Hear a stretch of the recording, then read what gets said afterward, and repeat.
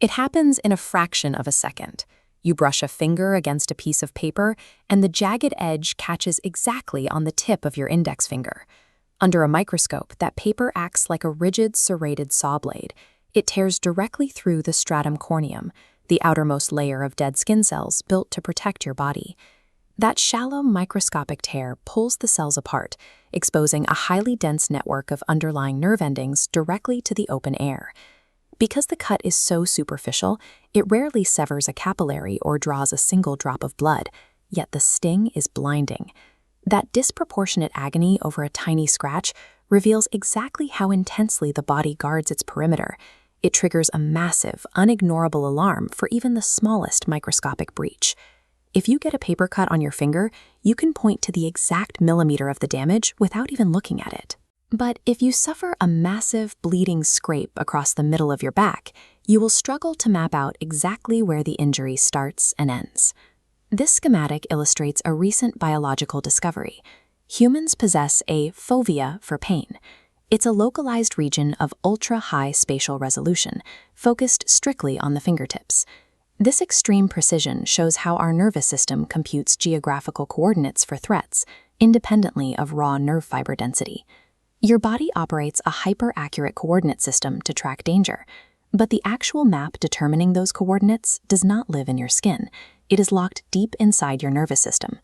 The journey begins the moment a nociceptor, a specialized pain receptor, detects mechanical tissue damage. It immediately translates that physical tear and generates an electrical danger signal.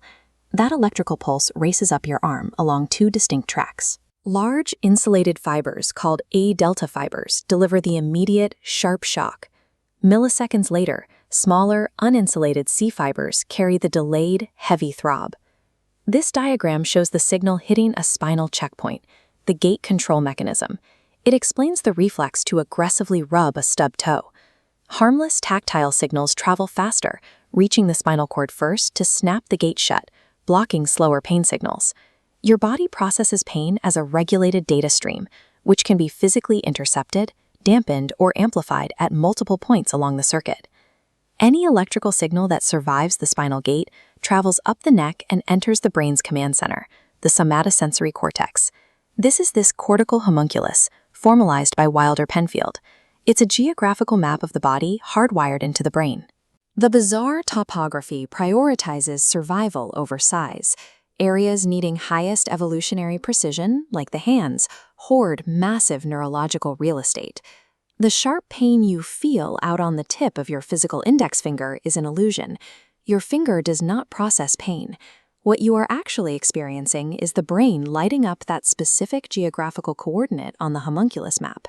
Pain doesn't exist out in the damaged tissue of the real world. It is a constructed geographical experience projected entirely by this internal map. Because this internal map is made of living neurons rather than ink, it is subject to neuroplasticity. Its borders can physically change.